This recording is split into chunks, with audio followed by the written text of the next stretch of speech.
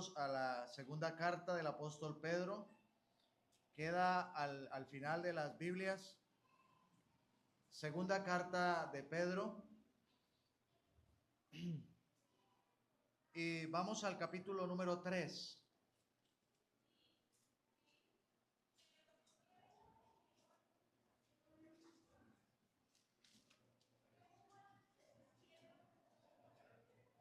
Y estaba considerando en estos días, hermanos, acerca de las cosas futuras. Hay mucha expectativa acerca del futuro, ¿no? Cada vez que comienzan a haber temblores, terremotos y comienzan a haber este tipo de acontecimientos mundiales, todo el mundo se pregunta, ¿será ya? Todo el mundo espera que pueda ocurrir algo. Nosotros los creyentes tenemos la expectativa en un suceso mucho más cercano a lo que la gente espera, como el fin, ¿no? Hay gente que se acerca a uno y le dice, ¿será que ahora que tembló tan fuerte en tal parte, será que ya es el fin del mundo?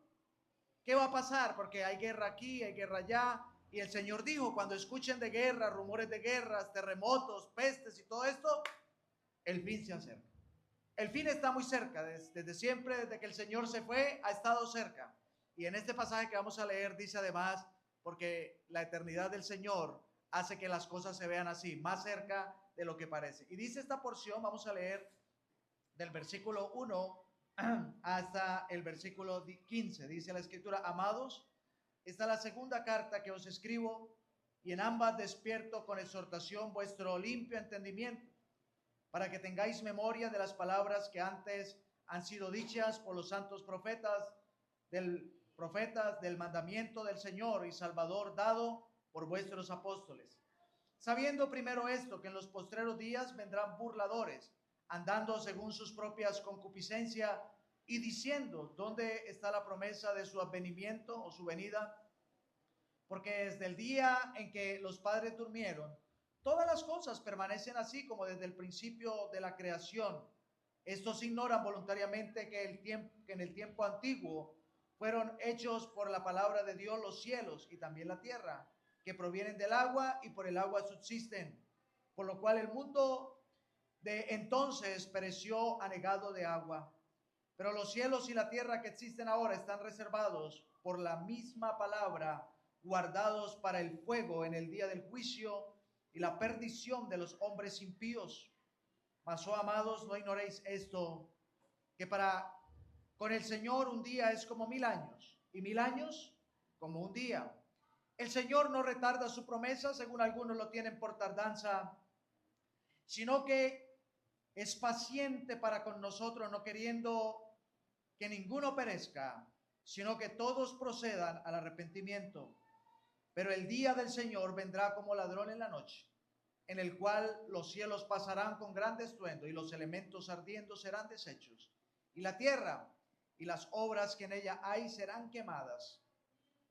Puesto que todas estas cosas han de ser deshechas, ¿cómo no debéis vosotros andar en santa y piadosa manera de vivir, esperando y apresurándoos para la venida del día de Dios, en el cual los cielos encendiéndose serán deshechos y los elementos siendo quemados se fundirán? Pero nosotros esperamos, según su promesa, cielo nuevo y tierra nueva, en los cuales mora la justicia. Por lo cual, oh amados, estando en espera de estas cosas, procurad con diligencia ser hallados por él sin mancha e irreprensibles en paz, y tened entendido que la paciencia de nuestro Señor es para salvación, como también nuestro hermano Pablo, según la sabiduría que ha sido dada, os ha escrito. Y el último versículo, antes bien, creced en la gracia y el conocimiento de nuestro Salvador y Señor Jesucristo, al cual sea gloria ahora y hasta el día de la eternidad. Amén. En primer lugar, quiero que resaltemos el propósito de Pedro al escribir la carta.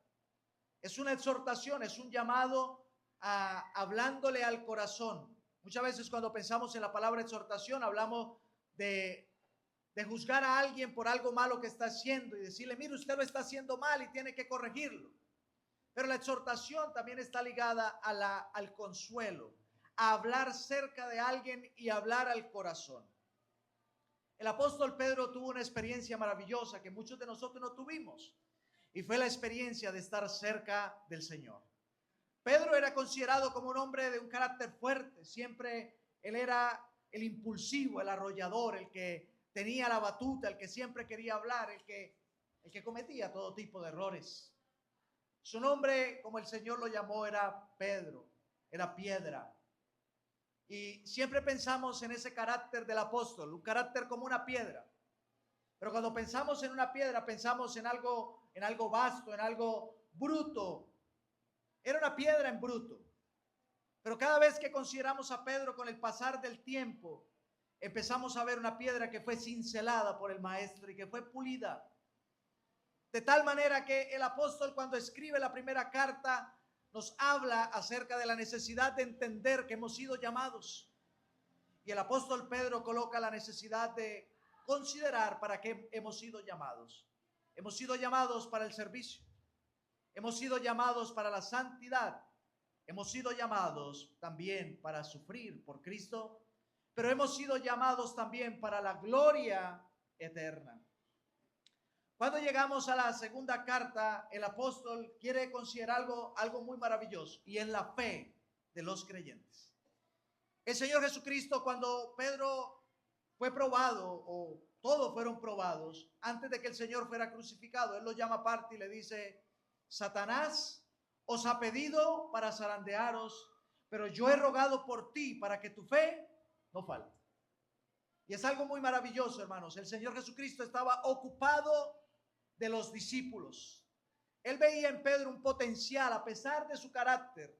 Él veía un potencial de fe que tal vez muchos no vemos en nosotros. Yo no sé si ha leído la historia en Jueces de Gedeón, pero Gedeón está escondido en el lagar. Haga de cuenta como una cisterna, una pileta donde uno pisaban las uvas para de ahí sacar el vino. Ahí él estaba escondido para que los madianitas no fueran a hacerle daño. Y en ese lugar, en Ofra de los Abieseritas, creo que era el lugar, el Señor se le aparece y le dice: varón esforzado y valiente. El hombre está escondido, pero el Señor le dice varón esforzado y valiente porque Dios veía algo en él. Yo lo que quiero resaltar antes de entrar a considerar los detalles futuros que Pedro menciona acá, hermano, es que Pedro está hablando a nuestra fe. Tal vez nosotros no nos consideramos así, tal vez nos vemos débiles, como dice el himno: Señor, yo flaco y débil soy. Tal vez nos vemos así, hermanos. Pero cuando volvemos a la historia de Gedeón, le dice: ve con esta tu fuerza. Y él dice: Señor, pero yo soy el menor, mi familia es la más pequeña, mi casa, mejor dicho, es insignificante ante todas las casas de Israel. Pero ¿qué le dice el Señor? Ve, porque yo estoy contigo. Y sabe, cuando comienza la segunda carta, el apóstol dice: a los que tienen una fe igualmente preciosa que la nuestra. ¿A quién se escribe la carta? A los que tienen una fe igualmente preciosa que la nuestra. ¿Cuál es la nuestra? ¿Quiénes eran ellos? Los apóstoles, los que estuvieron al pie del Señor. El Señor dice: los que han estado conmigo desde el principio. Esos que habían sido cercanos a Él le vieron. Y algunos, como Tomás, el Señor le dice: porque viste, creíste. Hermanos, pero en la primera carta Él dice: a quien amáis sin haberle visto, en quien creyendo, aunque ahora no lo veáis, nos alegramos con gozo inefable y glorioso, obteniendo el fin de nuestra fe. ¿Cuál es? La salvación de nuestras almas. Pero ahora dirige la atención a la fe de cada uno de nosotros. La fe, el acto de creer, de conocerle a Él, dice: a los que tienen una fe igualmente preciosa que la nuestra. El Señor Jesucristo le dijo a los que tenían que ver para creer, entre esos Tomás. Dice: bienaventurados los que no vieron y creyeron. ¿Tú has visto? ¿Le has visto al Señor? ¿Conoces cómo es Él? ¿Es como lo pintan en las películas, con el cabello largo, con la barba? No sé, puede que sí. ¿Cómo es Él? ¿Es moreno, es trigueño, es blanco, tenía el pelo rubio, negro, crespo? ¿Cómo es? No sé. No sé. Pero pensamos en la historia de Juan, capítulo 9, el ciego. ¿Y cómo es que ves? El que me mandó a lavarme, él me dijo: ve y lávate. Y cuando volví, recibí la vista. ¿Pero quién es? No sé. Pero una sola cosa sé, que habiendo yo sido ciego, ahora veo. No necesitas ver para creer. Necesitas entender que Él murió por ti. Necesitas entender que Él te amó, aunque Él no te había visto a ti físicamente, te conocía ya desde la eternidad. Y Él espera que así como Él murió por ti, así como Él pagó por ti, tú puedas tener una fe genuina, igualmente preciosa, de aquellos que le vieron y los que le hemos creído. Hoy podemos decir, somos de aquellos que tienen una fe igualmente preciosa que la de los apóstoles. Pregunto ahora, ¿es así nuestra fe? Bueno, el apóstol está diciendo, ya les he escrito en la primera carta, les he escrito, y en ambas les quiero despertar con exhortación, dice el apóstol, vuestro limpio entendimiento. La fe tiene que crecer y la fe tiene que ser llevada al conocimiento. Dice, a la fe añadid, y dice aquí en la carta, a la fe añadid ¿qué? Virtud, y a la virtud conocimiento, y al conocimiento dominio propio, y así sucesivamente. Nuestra fe no se tiene que basar solamente en el hecho de que yo diga yo creo y ya. Pero la fe tiene que crecer en la medida que le conocemos a Él. Si nosotros carecemos de fe, es porque no le conocemos. Y si no le conocemos, no le entendemos. ¿Qué busca el apóstol acá? Que nuestro entendimiento sea despertar con exhortación vuestro limpio entendimiento acerca de Él y de las cosas de Él. ¿Qué quiere Él que entendamos? Y esto que yo quiero que Él ha dicho, se nos quede grabado también en el corazón. El llamado que el Señor nos ha hecho es un llamado celestial. Nuestro entendimiento tiene que ser transformado de tal manera que podamos comenzar a percibir que la salvación que Él nos ha dado es una salvación espiritual. Los discípulos y todo el pueblo de Israel, ¿qué esperaba? Una salvación física y material. Tal vez esperaban que Cristo se parara y derrotara a Roma y los libertara.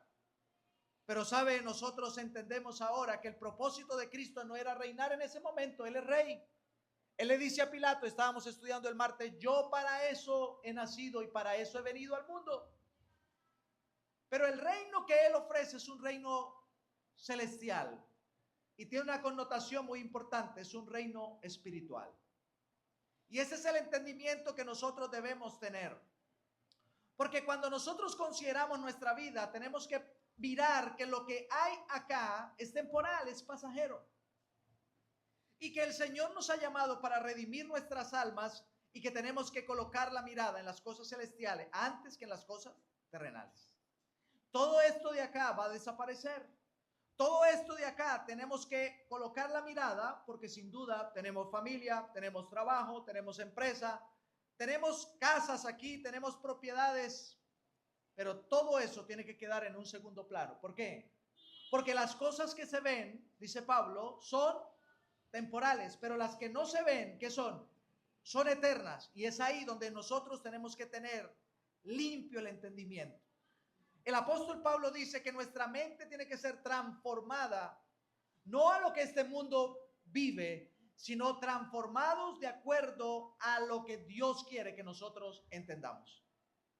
Aquí había un problema y Él quiere tratar este problema. Y Él dice en el versículo 2, para que tengáis memoria de las palabras que antes han sido dichas por los santos profetas y del mandamiento del Señor dado por los apóstoles, sabiendo primero esto, que en los postreros días, vendrán burladores andando según sus propias concupiscencias. Y estamos en esos días en los que la palabra está siendo tomada mal. Hay interpretaciones de todo tipo, pero cada interpretación busca acomodarse a la necesidad de cada uno. Y nuestra intención y nuestro sentir es que nosotros podamos ir a la palabra y que nuestro carácter, lo que somos, lo que hacemos, se acomode a lo que Dios quiere. Dios no se tiene que acomodar a nosotros.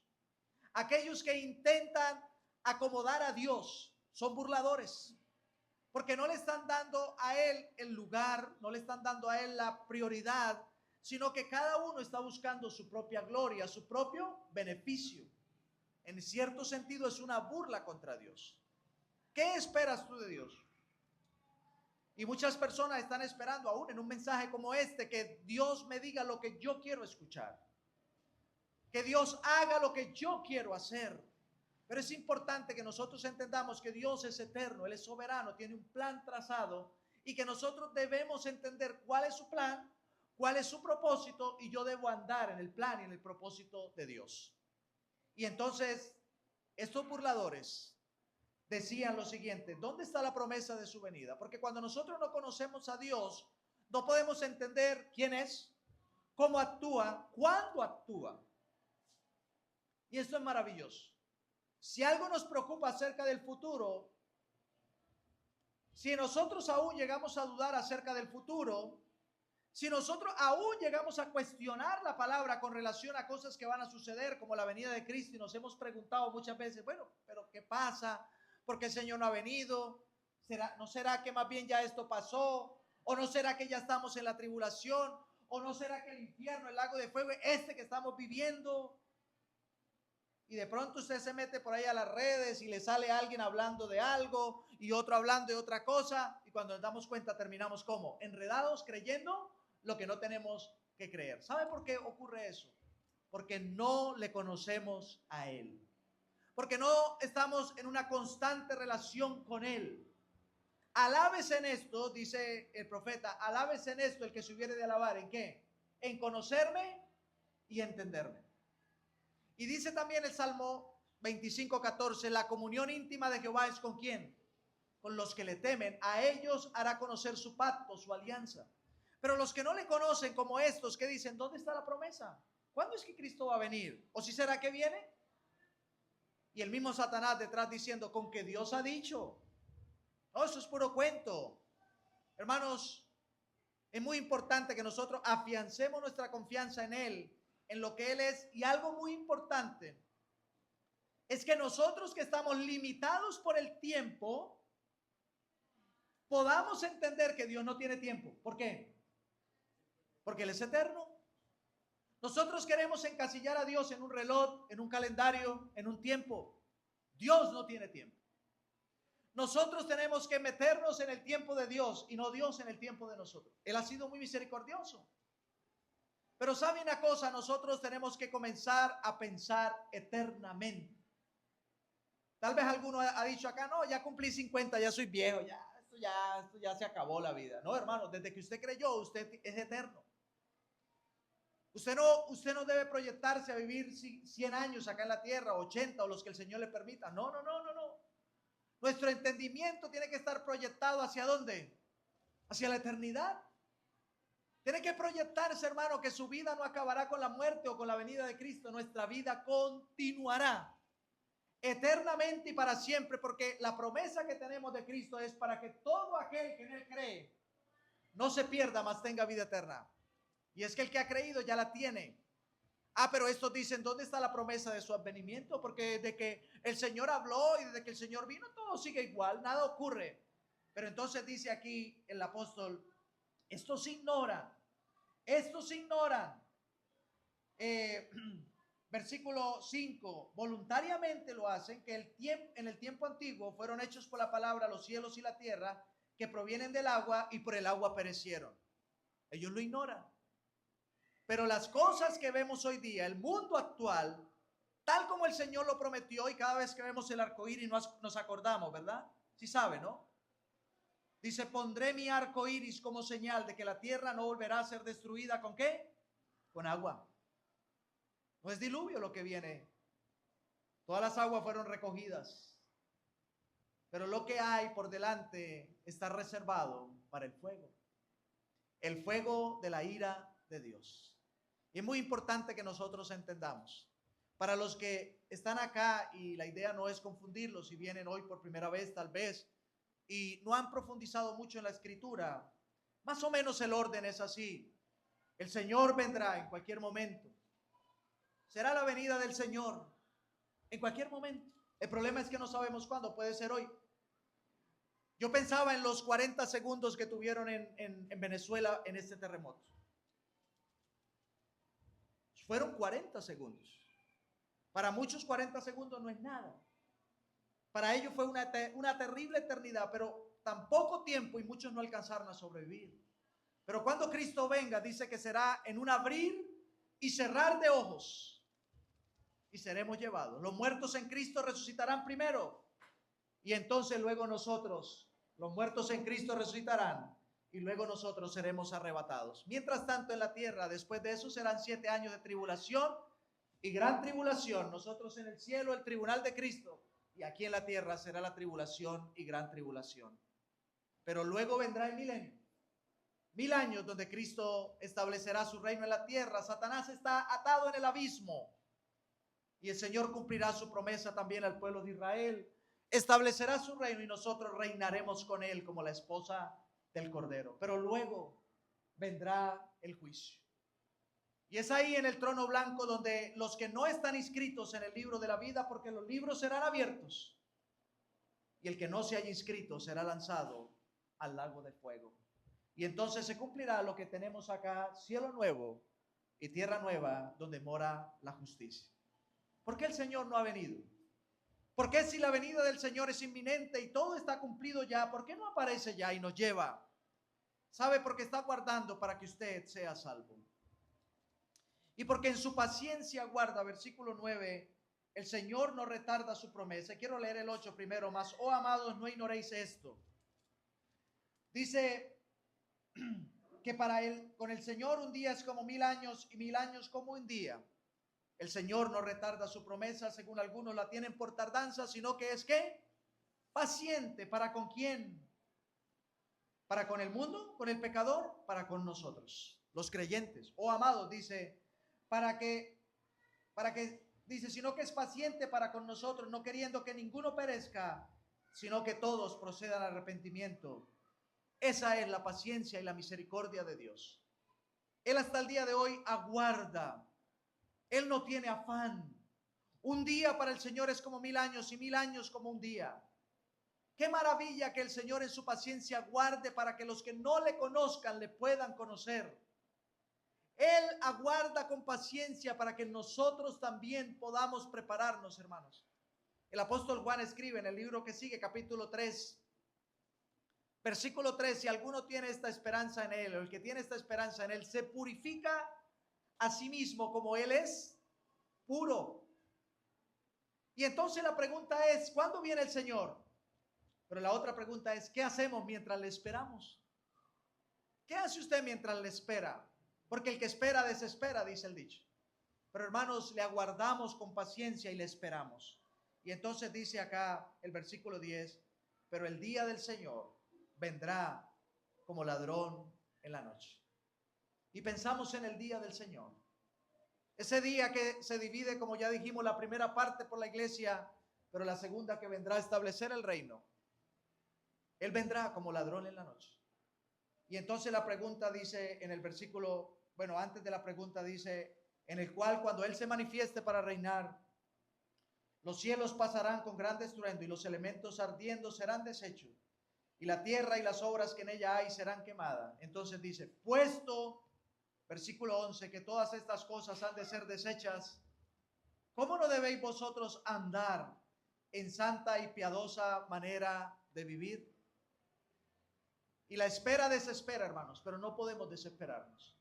Tenemos que transformar nuestra mente, tenemos que comenzar a poner la mirada en el cielo, dice Pablo a los filipenses, que nuestra ciudadanía está en los cielos, de donde también esperamos al Salvador, a nuestro Señor Jesucristo. Hermanos, si todas estas cosas han de ser deshechas y el Señor nos las presta por un tiempo, no sé qué le ha dado el Señor a usted, le ha dado una familia, le ha dado un cuerpo con buena salud, le ha dado unas posesiones, una empresa, un empleo, y usted lo está ministrando y está viviendo acá en la tierra, entienda, hermanos, que es algo que el Señor nos ha dado prestado para que mientras estamos aquí podamos agradarle. Pero todas estas cosas han de ser deshechas. Y si todo esto ha de ser deshecho, ¿por qué yo voy a poner la mirada en las cosas terrenales? Si todo esto ha de ser deshecho, ¿por qué mi corazón tiene que estar inclinado a lo de acá? Por eso el Señor insistía en los evangelios. Buscad primeramente el reino de Dios y su justicia. Haced tesoros, ¿dónde? En el cielo. Nuestro corazón tiene que ser afirmado con gracia, hermanos, levantando los ojos al cielo y pensando, nada aquí es eterno. Todo aquí es temporal. Lo que hay en el mundo, todas las cosas materiales, dice acá, han de ser desechas. Las cosas que para nosotros tienen tanto valor y son sublimes, van a ser desechas. Y todo lo que hay en el mundo, y ahora ya no quiero pensar en las cosas materiales, sino en el sistema del mundo, como el mundo piensa, como el mundo actúa, como el mundo es manipulado por el Dios de este siglo, que es Satanás. Dice el apóstol Juan en el libro que sigue, capítulo 2, el mundo pasa y sus deseos, pero el que hace la voluntad de Dios permanece para siempre. ¿Dónde está nuestro corazón? ¿Dónde está vuestro tesoro? Allí también estará nuestro corazón.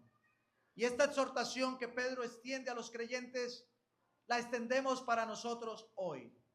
Nuestro entendimiento es claro, hermanos. Nuestro entendimiento es limpio en el sentido, hermanos, de que lo que el Señor quiere de nosotros es afianzar nuestra vida espiritual.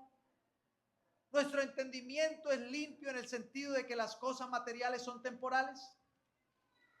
Nuestro entendimiento es claro en que las cosas que el Señor quiere son espirituales y eternas. Nuestro entendimiento todavía está cegado, enceguecido, endurecido, como el mundo, y pensamos que lo de acá es más importante. ¿Cuál es nuestro sentir? Dice acá el apóstol, en primer lugar, nuestro andar. Nuestro andar tiene que ser en santa y piadosa manera de vivir. En el capítulo 1 del primer libro, de la primera carta, él dice que hemos sido rescatados de una vana manera de vivir. Pero ahora dice en este libro, en esta carta, dice, ¿cómo no debéis vosotros andar? Ya no en vana manera de vivir, sino en santa y piadosa manera de vivir. Santo es apartado, santo es separado, santo es dispuesto para Él. Que entendamos que desde el día que creímos le hemos dicho al Señor, Señor, estoy apartado para ti. Señor, estoy separado para ti. Tal vez usted ha separado algunas cosas de su casa, de su ropa, de sus bienes y dice, esto está destinado para esto. Usted guarda su dinero y dice, esto es para la comida. Esto es para el arriendo. Esto es para el viajecito. Este del viaje no lo toco. Y sabe, eso es lo que el Señor espera en nuestra vida, que nosotros podamos apartarla para Él. Y que esto es consagrado a Él. Que esto es dedicado a Él. Y piadoso que es un carácter formado al carácter de Dios, en ser como Él es y en hacer como Él es. Santa y piadosa manera de vivir. Y dice acá, esperando y apresurándoos para la venida del día de Dios. ¿Cómo así que esperando? Porque la palabra esperando indica como que estar quietos. Pero la segunda palabra de apresurar, ¿qué es? Con afán. Y hermanos, en este libro dice que capítulo 1 dice, habiendo huido de la corrupción que hay en el mundo, y da la idea de salir corriendo. Estamos quietos esperando, pero estamos corriendo, hermanos, con afán. ¿Para qué? Para cada día agradarle. Estamos corriendo esta carrera que tenemos por delante, pero la estamos corriendo con el afán de ¿qué? De agradarle a Él. No con el afán del que nos llama la atención la Escritura, y Pedro lo dice en la primera carta al final, y es muy importante, hermanos, que nosotros lo podamos entender. No es ese afán de ansiedad, sino de echar toda nuestra ansiedad sobre Él. Es el afán de hacer lo que le agrada a Él. Es de apresurarnos, porque en lo que requiere diligencia, dice Pablo, no perezosos, sino con fervor, fervientes en espíritu, ¿qué? Sirviendo al Señor, esperando y apresurándoos para la venida del día de Dios, en el cual los cielos encendiéndose serán deshechos, los elementos siendo quemados se fundirán, pero nosotros esperamos. Pedro lo dice con tranquilidad y seguridad, nosotros esperamos. Yo pregunto, usted puede decir hoy, nosotros esperamos, según sus promesas, cielo nuevo y tierra nueva, donde mora la justicia? ¿Usted puede decirlo con tranquilidad? ¿Qué espera usted? No, pues ya yo pasé los papeles a mi casa ya y a Cofren y bueno, estoy esperando el subsidio para mi casa ya. Qué bueno, hágalo. Pero qué bueno que usted diga, pero estoy esperando en la paciencia del Señor y en la promesa del Señor que cielos nuevos y tierra nueva donde mora la justicia. Hermanos, como dice el autor del himno, el mundo no es mi hogar, soy peregrino aquí. Y entonces, hermanos, en ese sentir cada día, nuestro limpio entendimiento tiene que estar claro, no soy de aquí, no pertenezco aquí. Cristo oró antes de partir y dijo, ruego no que los quites del mundo, sino que los guardes del mal. No son del mundo, como tampoco yo soy del mundo. Somos ciudadanos del cielo y es una ciudadanía que ha costado muchísimo. No sé si usted ha intentado adquirir alguna ciudadanía de algún país. Eso cuesta. Pero la nuestra ha costado la sangre del Hijo de Dios. Por lo tanto, hermanos, puesto que Él nos redimió, dice el último versículo, hermanos, antes bien, creced en la gracia y el conocimiento de nuestro Señor y Salvador Jesucristo. Antes bien, creced en la gracia. La gracia no solamente nos salva, la gracia es el regalo de Dios, el regalo que nos ha sido dado para que nosotros alcancemos la salvación. Y es un regalo, es un favor inmerecido. Pero la gracia no solamente está dada para la salvación, la gracia nos lleva más allá. Primero, salvarnos. Segundo, la gracia además nos permite renunciar a la vida oculta y vergonzosa. Y tercero, hermanos, la gracia nos acerca a Él cada día más. La gracia de Dios es tan abundante que está sobre todo lo que nosotros podamos imaginar. ¿Hay algo que usted quisiera en abundancia? ¿Qué quiere usted en abundancia? Humanamente podemos contestar y contesto por ustedes porque sé que pensamos así. Si alguien no piensa así, perdóneme, pero yo sí. No sé, que abunde la salud, que abunde el dinero, que abunde, no sé, la buena vida, la alegría. Tal vez podemos pensar en eso. Pero hermanos, aunque tal vez no abunde la riqueza, aunque tal vez no abunde la salud, aunque por el contrario abunden las enfermedades, recuerde que cuando el pecado abundó, sobreabundó la gracia. Y recuerde que cuando merma o escasea la provisión, y recuerde que cuando falta lo que en este mundo tanto deseamos que abunde, la gracia del Señor abundante lo llena todo. Por eso cuando Pablo clamó por la sanidad, 3 veces le he rogado al Señor que me quite este aguijón. ¿Qué le dijo el Señor? Bástate mi gracia. Hermanos, que la gracia del Dios nos baste y nos sobre. Debemos crecer en la gracia, pero también debemos crecer ¿en qué? En el conocimiento de nuestro Señor y Salvador Jesucristo. Y esta última parte, hermanos, y con esto terminamos, es muy importante. ¿Cuánto le conocemos a Él? ¿Cuánto le conocemos a Él? Estamos viviendo un mundo en el que los ojos están puestos en los hombres. Estamos viviendo un mundo en el que los hombres quieren ser influencers, llamar la atención, el que más seguidores tiene, y comenzamos a seguir sus ideas, sus ideales, sus pensamientos. Pero tenemos a uno aquí, hermano, que nos ha dejado ejemplo para que sigamos sus pisadas. Él le dice a los discípulos, venid a mí, todos los que estáis trabajados y cargados, y yo os haré descansar. Aprended de mí, que soy manso y humilde de corazón, y hallaréis descanso para vuestras almas. ¿Estamos creciendo en el conocimiento de Él? Lo que dije hace un rato es porque estamos poniendo la mirada en los hombres. Estamos conociendo hombres. Estamos siguiendo el conocimiento y el pensamiento de hombres. Y hermanos, como hombres, así sea un buen líder, así sea un buen creyente, así sea un buen pastor, un buen anciano, hermanos, los hombres le podemos fallar. No ponga la mirada en el hombre. Maldito el hombre que confía en el hombre. Ponga los ojos en el Señor. Hebreos termina diciendo, Jesucristo es el mismo ayer, hoy y por los siglos. Ponga la mirada en Él. Crezca en la gracia y en el conocimiento de nuestro No dice Salvador primero, dice Señor. Ahora se invierte el orden. Cuando nosotros creímos, aceptamos a Cristo como Salvador y como Señor. Pero ahora dice, crecemos en la gracia y en el conocimiento de nuestro Señor y Salvador. Ahora Él es nuestro Señor. ¿Sabe qué significa? Él es el dueño de nuestras vidas. No dejemos, hermanos, que nuestro entendimiento se llene de suciedad de este mundo, sino que esté limpio de acuerdo a lo que Dios quiere para nuestra vida, y así crezcamos en la fe, en el conocimiento y en la gracia de nuestro Señor. Vamos a orar. Padre, hemos considerado en esta mañana a tu amado Hijo y le recordábamos, llevando el oprobio de los pecadores, aquellos que ideaban quitarle la vida, pero Él se dispuso hasta el final. Y nos alegra considerar, Padre, su ejemplo, su vida, quien cuando le maldecía no respondía con maldición. Padre, aun cuando le querían tomar y hacerle rey, Él se escapó. Aun cuando Pilato le dice, eres tu rey, dice, mi reino no es de este mundo.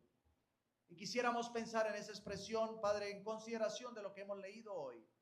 Nuestro reino no es de este mundo. Queremos levantar los ojos a Él. Padre, que nos permitas conocer cada día más tu gracia, que nos permitas conocer más de Él. Y Padre, que podamos ser hallados en Él, no en nuestra justicia, sino en lo que Él es. Que cuando nos mires, Padre, pueda ver a Cristo formado en nuestras vidas. Que su carácter santo pueda ser reflejado en nosotros. Que el mundo cuando nos vea, no vea nuestra decadencia. Cuando el mundo nos vea, no nos vea como unos derrotados. Oh Padre, que cuando el mundo nos vea, vea a Cristo en nosotros. Vean su amor, vean su gracia, de tal manera que cuando nos vean, el mundo desee conocerle a Él. Padre, gracias por su ejemplo, gracias por su enseñanza. Bendice a tu iglesia aquí. Ayuda a los hermanos, ayuda a los propósitos de la iglesia, ayuda a cada ministerio, ayuda a cada servicio que los hermanos hacen. Oramos por los que no han creído, que están entre nosotros, para que hoy puedan reconocer que cuando Cristo estaba levantado en la cruz, estaba levantado por cada uno de nosotros. Guárdanos al salir, ayúdanos en esta semana, Padre. Ayuda a los hermanos que sufren, a los que tienen problemas, a los que están pasando momentos difíciles. Ayúdales. Ten misericordia, Padre, te lo rogamos. Queremos salir bajo tu cuidado y bendición, y te rogamos estas cosas en el nombre de Señor Jesucristo. Amén.